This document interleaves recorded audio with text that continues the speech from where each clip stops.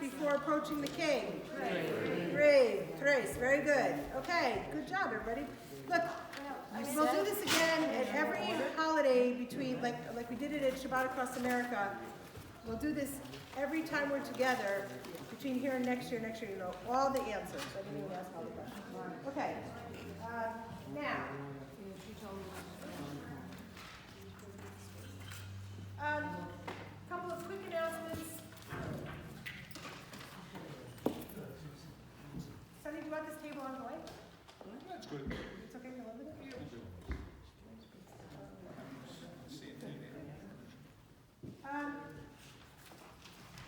I had the privilege of teaching at Peekskill Presbyterian Church yesterday morning, and I was preaching about the book of Esther, and in the receiving line after the service, a whole bunch of people came up to me and said, my children, my grandchildren, my nieces, my nephews, my next door neighbor's kids all went to Little Sprouts. That was nice having that connection. Another person told me that she's performing in a opera, newly released or produced, or whatever it's called Esther, the Taconic Opera. It's the world premiere of this opera, and it is coming up very soon. I think it's next week. 2 locations, 2 performances. I have 3 cards here that I can make copies if there are more than 3 people who would like to have the information. Oh, we have 4. You holding out on me, Michael? Yeah. Okay. We have 4 cards. If anybody's interested in going and wants the information, they'll be here. You can come and take them. We share the information, invite other people to go with you if you like. This spiel is the same spiel we always do because the story is always the same. It's a different script, right? But the story is the story. What makes this spiel unique in all the spieling, is that a word? Spiels that we've done over the last 5 years is that this one is virtually unrehearsed. You know, we trust our spielers. We gave them a script and read it and show up. And so it's going to be hilarious and it's going to be uproarious and you're going to have a wonderful time. And you get what you pay for.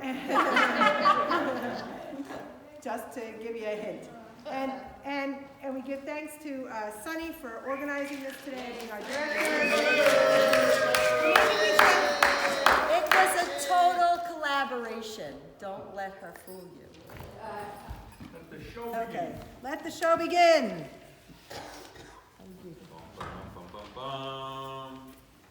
This is what happened in the days of King Ahasuerus, who ruled over 127 provinces, from India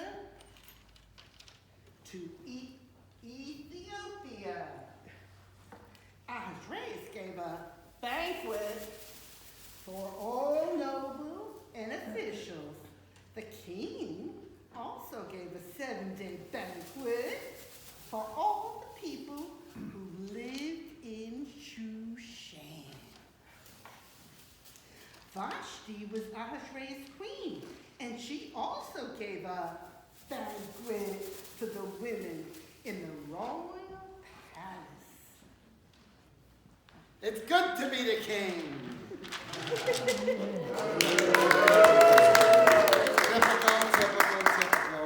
But you know, I've got issues. I really have issues. But I'm the king.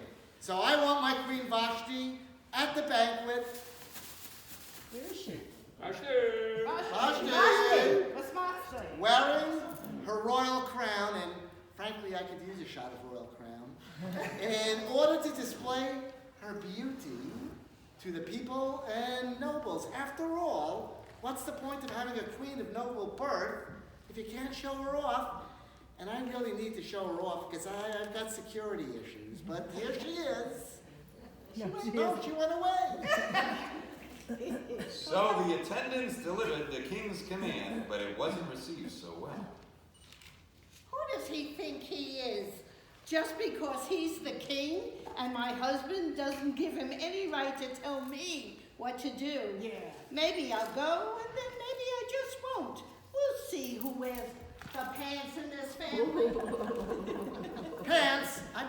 dance on one leg at a time, and that's the problem. I'm mad. I'm furious.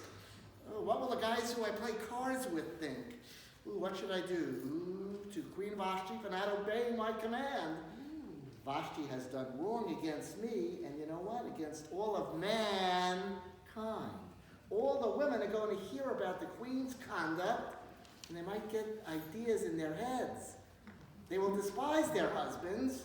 Most of my queens are not really so nice to me, but then they think they can just get away with it. There will be no end of disrespect. I'm going to issue, what do they call it, a royal decree. Yes, I can do that, which cannot be repealed. That Vashti is never going to be in my face again. I will give her royal position to someone who is a better looker than she is. That'll help my self-esteem. Someone who knows how to listen to my wishes. Let a search be made for beautiful young virgins for the king. Bring these beautiful girls into the king's harem at Shushan. The girl who pleases the king will be queen instead of Vashti. Remember, only beautiful girls, no homely ones, please.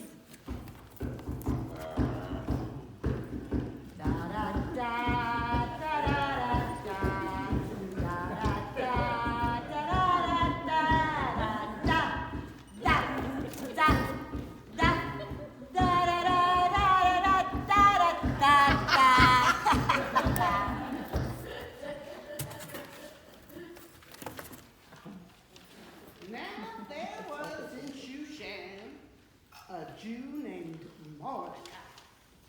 Mordecai had a beautiful cousin named Hadassah, and man was she hot. The girl who was also known as Esther was beautiful, and Mordecai had taken her to raise as his own daughter. When her father and her mother died. I understand there's a beautiful young woman living in your home. Yeah, that's my cousin Esther. She's not my Schwester. Esther, the king's attendant is here, and he wants to take you to the palace. It seems the king is looking for a new wife, like he needs another headache, but, oh, okay. And I'm not really interested in living in the palace or being the new queen. I enjoy my life here with you. That's understandable because I'm such a pleasant guy, but I'm sure you do, and I feel the same, but Hashem, upstairs, the big guy, he seems to have other plans for your life, so, right? Of course, right? I mean...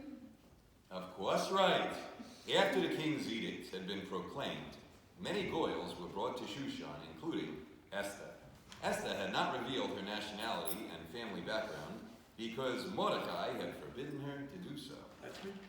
The king was attracted to Esther more than to any other woman, and so she won his favor.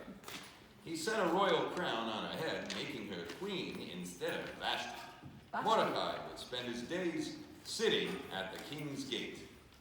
One day, while he was at the king's gate, he overheard two of the king's attendants who were conspiring to assassinate King Ahasuerus. When Mordecai found out about the plot, he told Queen Esther. You hear what's going on? There's a plot. Ah, the plot. Who reported it to the king, giving credit to Mordecai. When his report was investigated and found to be true, 2 officials were hanged on the gallows. Sometime afterward, the king promoted Haman to the position of minister. Who dares grog me? All those in the palace court kneeled and bowed before Haman, Not me. I ain't kneeling. except for Mordecai, who explained that he was a Jew. A Jew. Angered by Mordecai's refusal, Haman plotted to destroy Mordecai, his family, and all the Jews in the kingdom. I'll destroy every Jew. You and you do. Boo. What? Aren't you bowing to me? Do you know who I am? Me bow to you? God strike me dead first. Blessed be his name. Should I ever bow to you? Yes, I know who you are, but I'm Mordecai. I'm the man. The Jews and I bow before no one but the big guy. You know what I'm telling you? You got that? Haman was furious. He looked for a way to destroy Mordecai and all of his people, the Jews.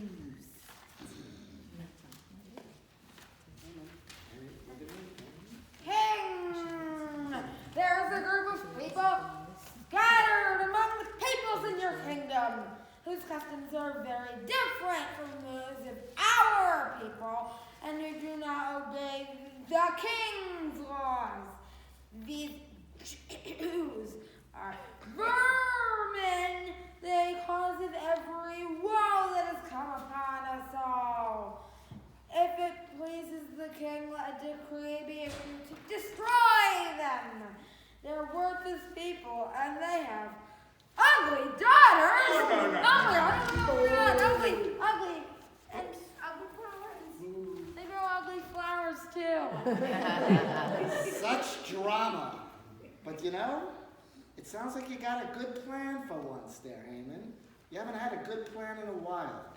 I'm going to give you the, what do they call that special ring there, right? Got it somewhere. Up.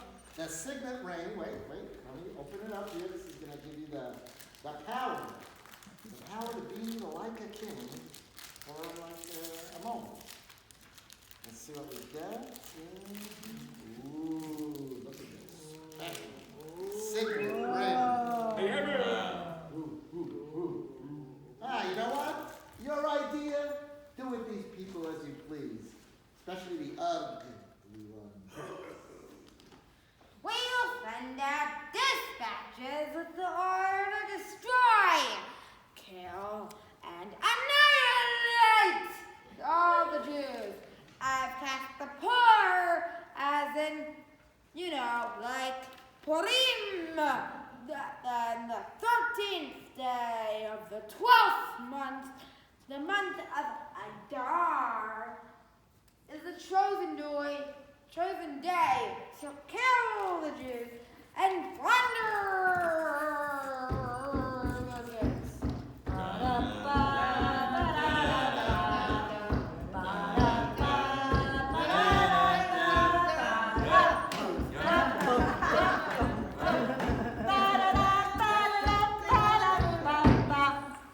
When Mordecai learned of all that had been done, he tore his clothes.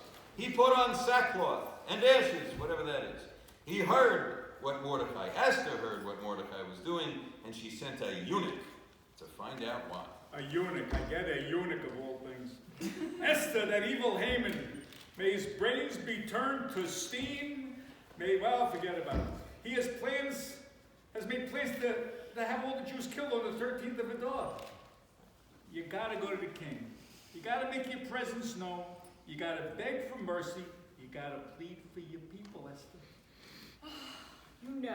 Any man or woman who approaches the king in the inner court without being summoned will be put to death. The only exception to this is for the king to extend the gold scepter to him and spare his life. 30 days have passed since I was last called to the king. I might be hot, but I don't know if I want to risk it or not. Do not think that because you are in the king's house you will escape. If you remain silent at this time, relief and deliverance for the Jews will come from another place, but you and your father's family will perish. And who knows but that you have come to a royal position for such a time as this. Good planning. We need a miracle, and men cannot work miracles without the hand of the Eternal. Gather together all of the Jews in Shushan and fast for me. When this is done, I will go to the king. And even though it is against the law, if I perish, I perish. God's greatest pleasure is in making miracles from the dust of our despair. And under my bed there's going to be more miracles because I got so much dust you should only know. But we'll pray for a miracle. On the third day, Esther put her finest royal robes and stood in the inner court of the palace, in front of the king's hall.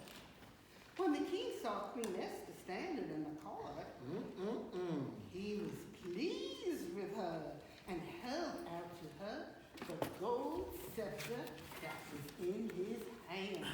I always have this problem. Sorry to hear about that. What is it, Esther? Come hither. Come here. Get the Rignani. What is your request? Even up to half of my kingdom. Which half? Which is the better half? I always get stuck on that. Half. Okay, I'll give you half the kingdom to you. If it pleases the king, come to the banquet I have prepared for you, and bring Haman too. Thanks, Bill. So the king and that vile serpent, Haman, went to the banquet Esther had prepared. Okay, sweetie, my cutie, we're here. Now, what would you want from me? I'll give you anything, even up to half of the kingdom, but I haven't figured out which half is the better half. But what's your request? It'll be yours. If you really like me, if you really regard me with favor, and it pleases you to grant me my petition, come again tomorrow, along with Haman, to another banquet. Another? And I will prepare for you. Then I will answer your question. Good enough. Haman went out that day, happy and in high spirits. Is that high spirits? Yeah, dancing. Okay. I know. He's in high spirits, Dancing, Annie. high spirits and happy. And that's not all! I'm the only person Queen Esther has invited to accompany the king, his high majesty, to accompany to the banquet she gave. And she's invited me along with his highness yet again. And that will be tomorrow. All this gives me no satisfaction, however, as long as I see that vile Jew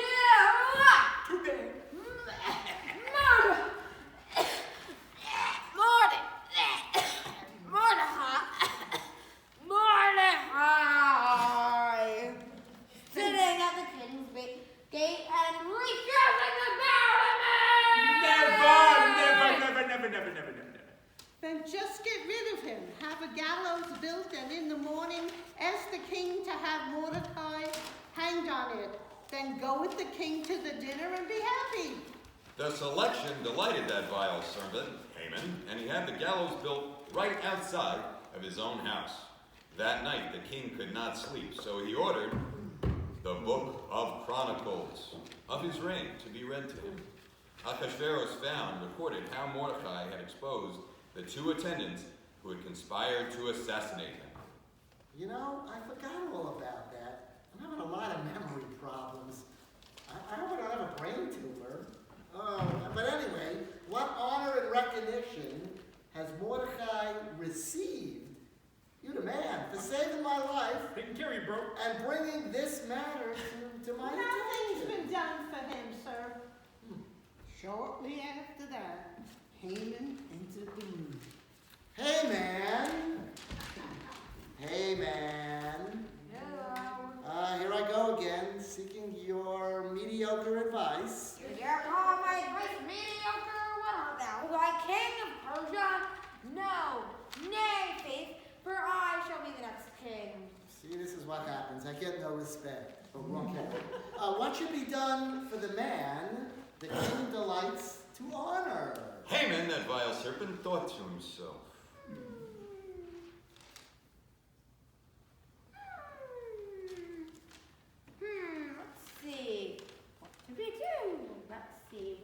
could we do? Maybe. Not beautiful enough. No, not great enough. Option C is yet not grand. How about option B? Who's there the king would rather honor than me, Haman?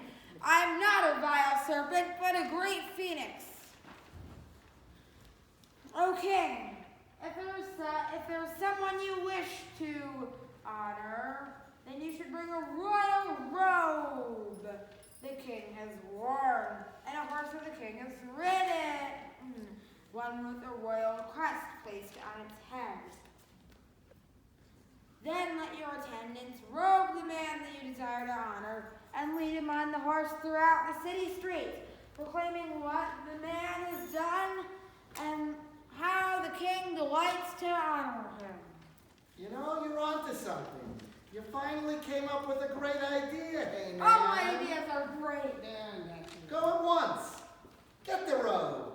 Get the horsey. Oh, robe, we need the And robe. do just as you have suggested.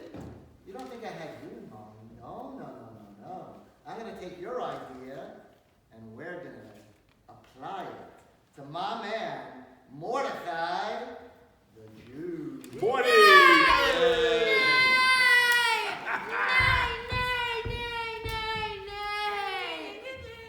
The king and Haman came to the second feast. Again, Ahasuerus asked Esther what she desired. I am ready to grant you half my kingdom, he said. Which half? The first She one. took half every time. She'd have 2 kingdoms. Esther pleaded, let my life be granted as well as my people's, for they are condemned to die by the hand of a great enemy. The king asked her to name the great enemy. Your Majesty, it is none other than Haman.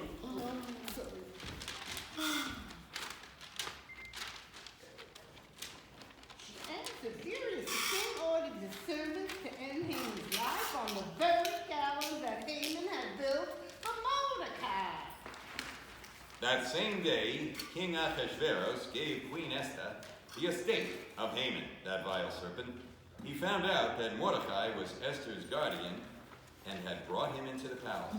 No, this is my ring. You gave it to me. I will And not. it's good to be the king, and you're going to be a hanging Haman. Mordecai the Jew. You know, a lot of people think I'm Jewish. Is it the inflection? Is it the hands? I don't know. It's the circumcision. Well, I'm circumscribed myself. But here is my powerful signet ring. There you go. You shall be second in rank, only to the king. It's good to be the king. It's good to be number 2. It isn't too bad. It's not a shoddy thing. And now you can issue a new decree that Jews may fight back. Defend yourself, Jews!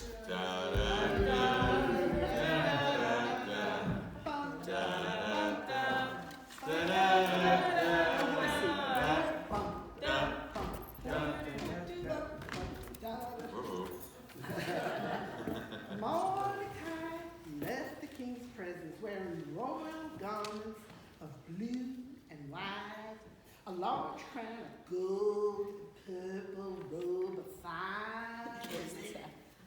The city of Shushan held a joyous jubilee. For the Jews, it was a time of happiness and joy, gladness and honor.